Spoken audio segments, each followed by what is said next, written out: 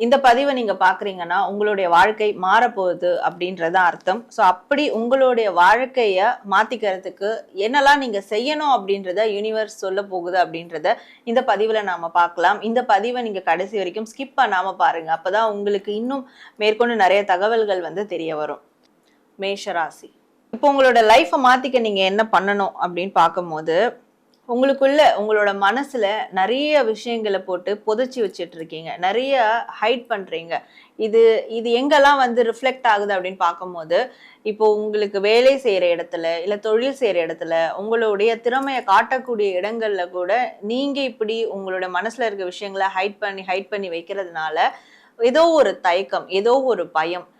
இதை நம்ம சொன்னா தப்பாயிடுமோ, இதை நம்ம செஞ்சா ரிஜெக்ஷன் ஆயிடுமோ, இந்த மாதிரியான ஒரு ஒரு விதமான ஒரு பயங்கள்னால உங்களுக்குள்ளேயே போட்டு புதைச்சு வச்சிருக்கீங்க.